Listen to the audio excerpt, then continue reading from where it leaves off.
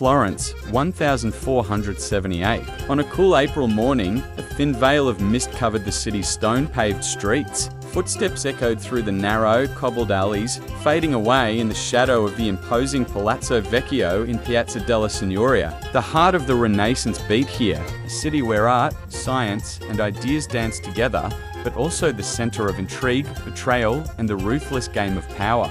Florence's skyline did not yet gleam with the domes that Michelangelo would one day shape, but with the rising power of the Medici family.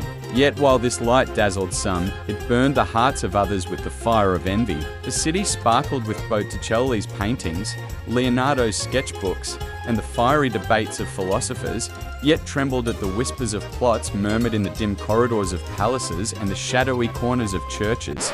Lorenzo de Medici, known as Lorenzo the Magnificent, was both Florence's beloved leader and one of its most controversial figures. At 29, he was charismatic, intelligent, and a generous patron of the arts. Under his leadership, Florence was transforming from a city of bankers and merchants into the cultural capital of Europe.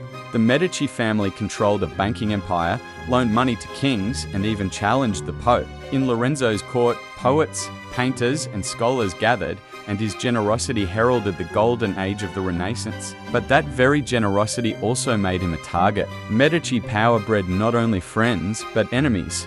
Through Florence's narrow streets and within the stone walls of its palaces, whispers spread, the Medici have risen too high, far too high. Florence's old aristocratic families saw the Medici's rise as nothing less than a declaration of dynasty. These families had once been the masters of the city. Now, they lived in the shadow of the Medici. Among them, none were more enraged than the Pazzi family, wealthy enough to rival the Medici in banking, yet crushed under their shadow in politics. The Pazzi saw this as an insult to their honor.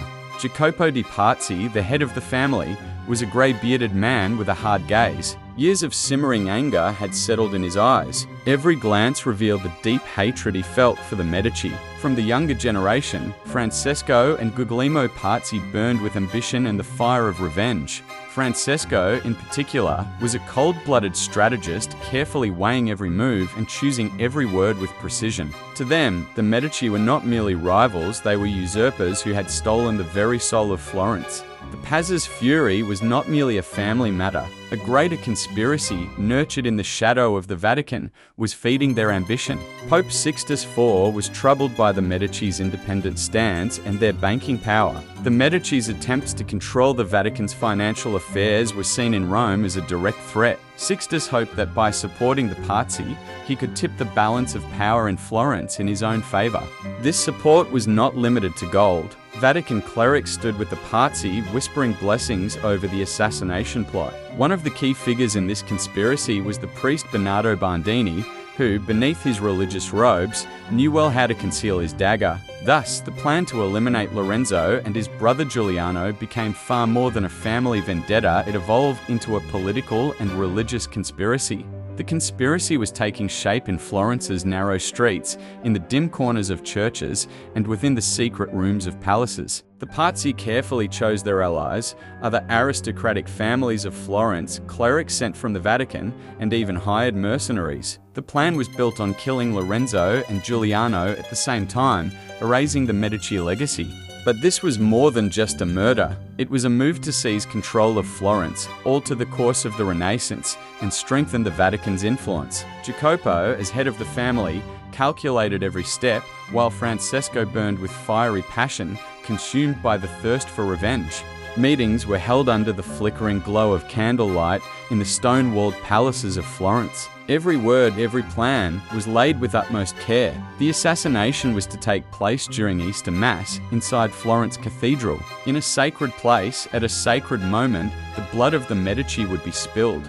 The Pazzi plot was the product of years of preparation. Every detail had been calculated like moves on a chessboard. Lorenzo's daily routines, his habits in the palace, even his gestures within the church were observed with painstaking care. Francesco Pazzi was the mastermind of the plan. His cold-blooded precision and intelligence wove the conspiracy like a spider's web.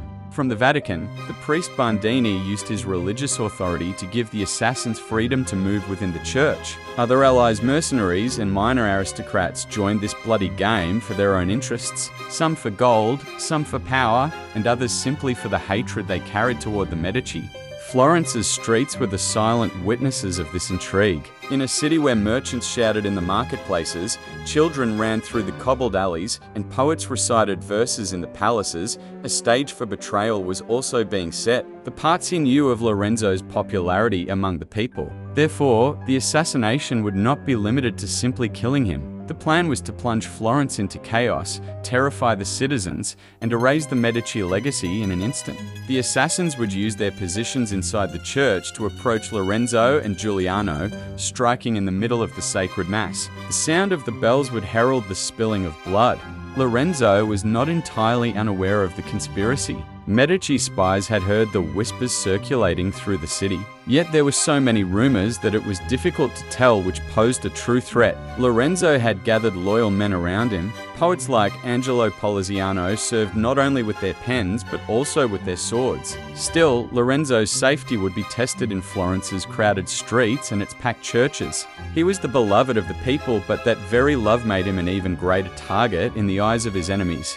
April 16th, 1 for 7 8 Easter morning, Florence Cathedral, also known as Santa Maria del Fiore, was overflowing with worshippers. Brunelleschi's magnificent dome glowed in the flickering light of candles. Golden altars, sacred hymns, and the scent of incense enveloped the crowd in reverence. Lorenzo and Giuliano stood among the people, dressed in simple yet elegant garments. Lorenzo's sharp gaze swept across the congregation, while Giuliano's cheerful smile warmed even the nearby children.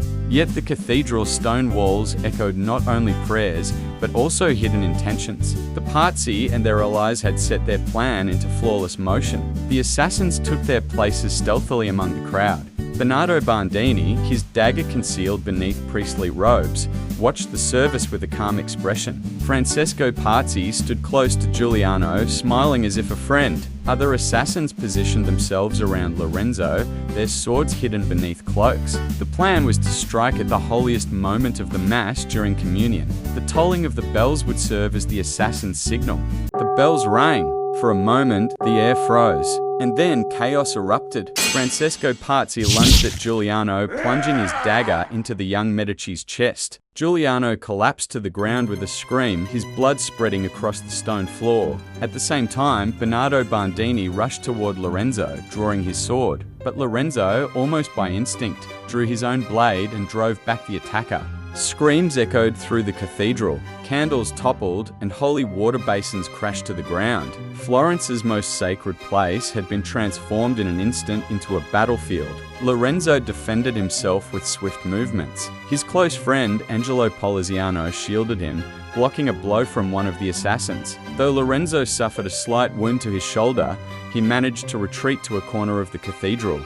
Giuliano, however, lay in a pool of blood, his life extinguished within minutes. When the assassins realized their plan had failed, panic overtook them. Francesco Pazzi, furious and desperate, fled. Bandini vanished into the crowd. Lorenzo's allies pursued the assassins, while the stone floors of the cathedral were stained with blood and terror. The chaos spilled into the streets. News spread rapidly through Florence, filling the people with rage. Giuliano is dead. Lorenzo lives. Cries echoed through Piazza della Signoria. Citizens flocked to the Medici palace to show their loyalty. When the Pazzi realized their plot had backfired, it was already too late. Lorenzo had taken refuge in his palace wounded, but resolute. His survival was not merely a physical victory. It became the symbol of the struggle to preserve the very soul of Florence. The Pazzi conspiracy had shaken Florence to its core. Lorenzo's survival was not a matter of luck alone. It was his intelligence, courage, and the support of the people that preserved Medici power.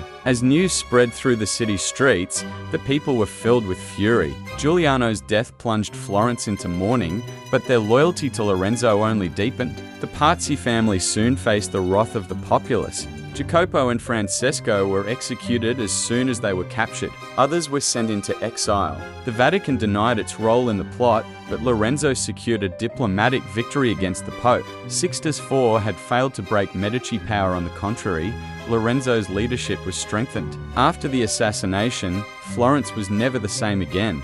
Lorenzo increased security, moving more cautiously both in his palace and in the streets. Yet this event solidified his leadership. The people saw Lorenzo as a miracle. His survival created the belief that the Medici were under divine protection. Lorenzo used this support to expand his patronage of art and science. Botticelli's Primavera was inspired by the pains and hopes of this very period. Under Medici leadership, Florence continued to shine as the heart of the Renaissance. The Pazzi Conspiracy was not merely a family feud, it was a turning point that revealed the political, religious, and cultural dynamics of Renaissance Italy. Lorenzo's survival was not just chance, it was the union of intelligence, bravery, and popular support. The downfall of the Pazzi showed that true power was not won by gold or the sword alone, but by winning the hearts of the people. This event reshaped the history of Florence and reinforced the legacy of the Medici. The effects of the Pazzi Conspiracy echoed through Florence for years. After the assassination attempt, Lorenzo became a more cautious, yet also more determined leader. He mastered the art of diplomacy, restructuring relations with the Vatican while managing to free himself from the Pope's shadow. His patronage of the arts turned Florence into a true cultural capital. Under his protection, Leonardo da Vinci, Michelangelo, and others created their masterpieces. Yet Lorenzo's life was never peaceful again. With every step, every meeting, the shadow of another assassination loomed over him. Lorenzo's leadership influenced not only Florence but all of Italy. The power of the Medici became an example for other city-states. Venice, Milan, and Naples watched Florence's rise with envy. Yet this ascent had not been easily won. The Pazzi Conspiracy had shown the price of power and splendor. Every victory carried its shadow. Lorenzo learned to live with those shadows, but they weighed heavily on his soul. In his journals, he often spoke of the pain of losing Giuliano. His brother's cheerful smile was for him both a comfort and a wound. After the assassination, the streets of Florence fell silent for a time. The people demonstrated their loyalty to the Medici by gathering in front of the palace. Women, children, merchants all stood by Lorenzo's side. This loyalty had undone the Pazzi plot. Yet the city was never truly at peace again. On every street corner, in every church, whispers of another conspiracy could be heard. Lorenzo closed his ears to those whispers, but his eyes remained ever watchful. The Pazzi Conspiracy went down in history as a tale of revenge, but also as a story of power, loyalty, and courage. Lorenzo's survival was not merely the triumph of one man. It was the triumph of Florence, of the Renaissance, and of the Medici. This event changed the destiny of a city, strengthened the legacy of a family, and shaped the spirit of an era. Yet this victory was written in blood, tears, and betrayal. Even today, Florence still shines under Lorenzo's shadow. The dome of Santa Maria del Fiore still carries the echoes of that Easter morning. Though the bloodstains on the stone floors have long since been erased, the story of the Pazzi Conspiracy has left an indelible mark on Florence's history. Lorenzo de Medici earned the title the Magnificent not only through art and science, but also through his courage and intelligence. His story is the story of the Renaissance itself, beauty and danger, light and shadow, triumph and sacrifice.